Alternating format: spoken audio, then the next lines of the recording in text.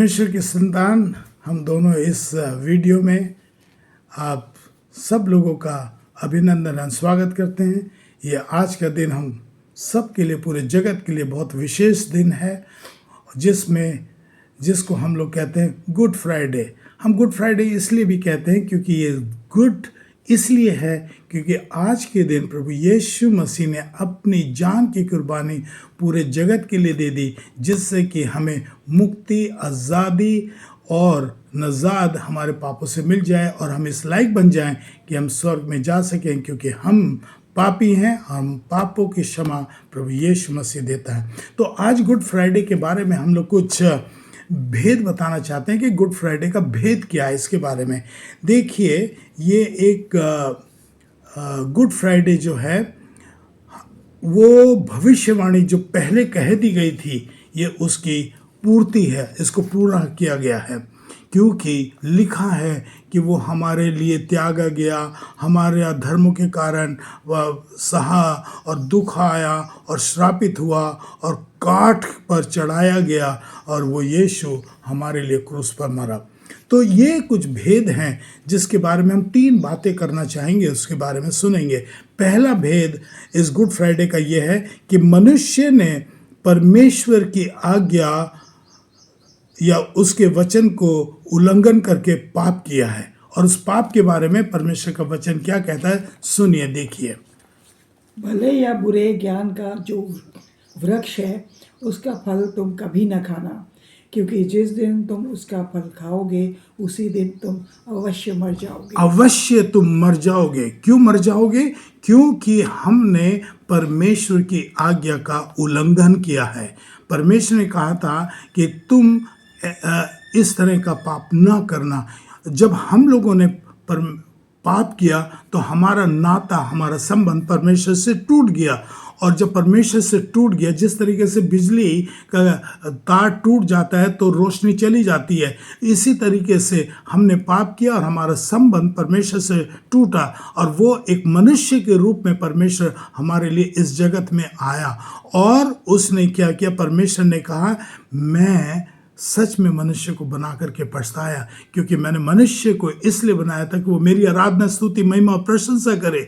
लेकिन उसने पाप करके उसको नाराज किया और उसकी आज्ञा ना मानने से हम लोगों के ऊपर पाप की मजदूरी मौत आई, और मौत तभी आई है।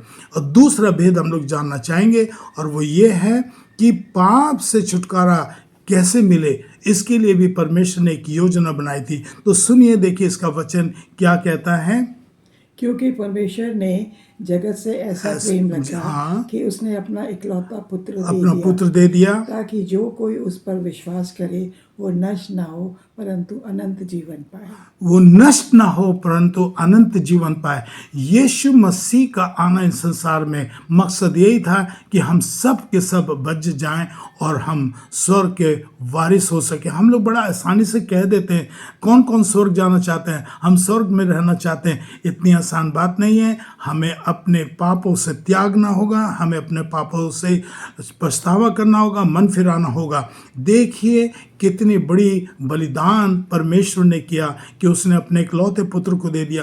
आप और हम देखिए, क्या हम अपनी संतान को किसी के लिए बलि चढ़ा सकते हैं? क्या हम किसी अपने बच्चे को दूसरों के लिए सैक्रिफाइस कर सकते? नहीं कर सकते। लेकिन पिता परमेश्वर ने हमसे इतना प्रेम किया कि उसने अपने इकलौते पुत्र को दे दिया। वो इसलिए दे दिया कि हमारे पापों की क्षमा मिले, हमें मुक्ति मिले, हमें उद्धार मिले, और सिर्फ यीशु मसीह के क्रूस पर बलिदान होने के द्वारा ही हमें ये मिल सकती है। और इसलिए कहते हैं पाप क्षमा करने का अधिकार सिर्फ प्रभु यीशु मसीह के पास है। मेरे प्रियो, आज इस भेद हमें जानना है कि हमारा छुटकारा सिर्फ हमारे पापों की मुक्ति से हो सकता है, और ये पाप की क्षमा यीशु मसीह दिला सकता है। बहुत बड़ा भेद है। इसीलिए प्रभु यीशु मसीह गुड फ्राइडे के दिन हमारे लिए, पूरे जगत के लिए वो मर गए। तीसरा भेद गुड फ्राइडे का वो है, क्रूस का बलिदान जरूरी था। क्यों जरूरी था? इसके लिए वचन को पढ़ेंगे हम लोग।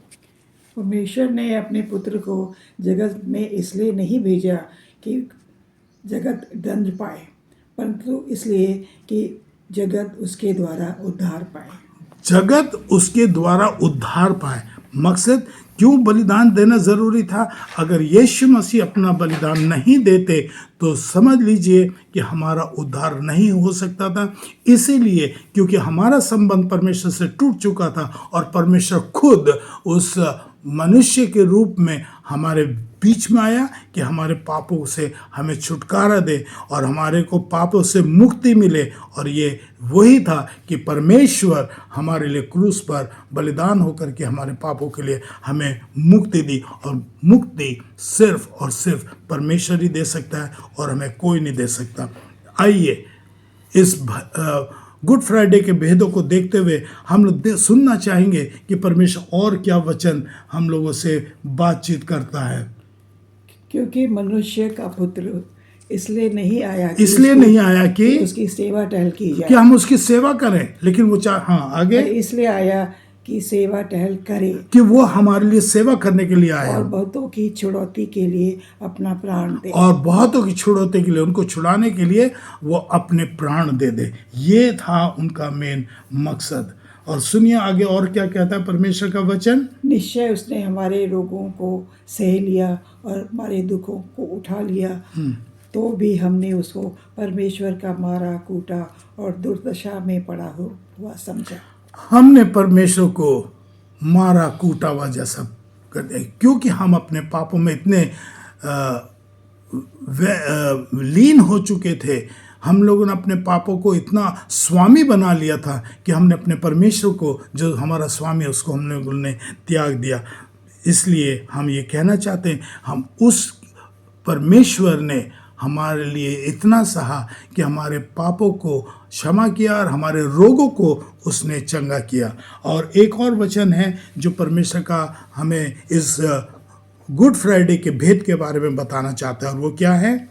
परंतु वो हमारे अपराधों के कारण कुचला गया, हमारे अपराधों के कारण कुचला गया, हमारी शांति के लिए उस पर ताड़ना पड़ी, उसके हमारे को शांति देने के लिए उसके ऊपर ताड़ना की गई कि उसके कोड़े खाने से हम चंगे हुए। आपको मालूम है यीशु मसीह को 39 कोड़े लगे थे, और हर एक कोड़ा एक्चुअली हमको लगना चाहिए था, लेकिन उसने कोड़े हमारे पापों के लिए खाए। 39 उनका खून बह रहा था और वो चाबुक से मारा गया था। 39 कोड़े उनके 6 खून बह रहा था और वो कोड़ों के निशान लगे हुए थे और वो खून ऐसा बह रहा था। वो खून यीशु मसीह ने इसलिए बहाया कि हमको आज़ादी मिल जाए। ये बहुत बड़ा भेद है, इसको हम इतनी आसानी से नहीं समझ सकते। परमेश्वर से बुद्धि मांगे कि हे मेरे परमेश्वर, तू हमें ये गुड फ्राइडे का भेद सिखा कि हम समझ जाएं कि आपने इस संसार में हमारे लिए आकर के इतना बड़ा बलिदान किया। देखिए एक और है जो आपको और मुझको जानने की ज़रूरत है, और वो ये है कि परमेश्वर का वचन कहता है, क्योंकि पवित्र शास्त्र ये कहता है, जो कोई उस पर विश्वास करेगा, परमेश्वर पर विश्वास करेगा, लज्जित ना होगा। एक और वचन कहता है, क्योंकि जो कोई प्रभु का नाम लेगा वह उद्धार पाएगा। मेरे प्रिय लोग, मैं सिर्फ यही, हम दोनों यही कहना चाहते हैं, ये कि उद्धार जो है सिर्फ ईसाइयों के लिए नहीं है। यीशु मसीह ईसाइयों का नहीं है, पूरे जगत का है। ये जानने की कोशिश करिए, और ये परमेश्वर की योजना है। उसने परमेश्वर खुद आया है यीशु के रूप में, याद रखिएगा। और एक और वचन सुनिए गुड फ्राइडे का भेद के बारे में, क्या लिखा है?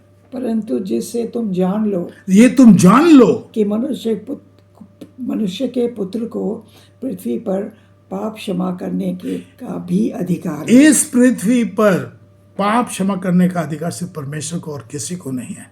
आपको मालूम है, हम लोग बहुत बड़ी गलती करते हैं कि हम किसी को ये कहें तेरे पाप क्षमा हुए ना, ये सिर्फ और सिर्फ परमेश्वर को अधिकार है। मेरे प्रियो, आज हम ये बताना चाहते हैं, प्रभु यीशु मसीह जो परमेश्वर का पुत्र, परमेश्वर खुद है, वो इस संसार में है, मृत्यु पर उसने विजय पाई। आप कितने महाधर्मी लोग, ऋषि लोग और इतने अच्छे अच्छे लोग इस संसार से मृत्यु के द्वारा चले गए, लेकिन कोई भी वापस नहीं आया। लेकिन परमेश्वर अमर है, वो मरता नहीं है। लेकिन प्रभु यीशु मसीह तीसरे दिन मुर्दों में से जी उठा और अपने पिता के घर में वापस गया, जहाँ से वो आया था, और वो है ईस्टर का दिन। मेरे प्रियो, ये बहुत बड़ा भेद है कि आप जाने कि मनुष्य ने पाप किया था और उसकी आज्ञा नहीं मानी, तो हम लोगों ने पाप किया। हमारे पापों का छुटकारा सिर्फ परमेश्वर के अलावा कोई नहीं दे सकता, क्योंकि उसने हमसे इतना प्रेम किया कि वो खुद इस संसार में हमारे लिए आया। और वो ही यीशु मसीह परमेश्वर हमारे लिए क्रूस पर बलिदान हो गया, जिससे हम पापों की क्षमा मिल जाए। ये बहुत बड़ा भेद है, इसको हम लोग जानने की कोशिश करें। Thank you very much. आप सबको गुड फ्राइडे मुबारक हो। प्रभु यीशु आप सबको आशीष दे।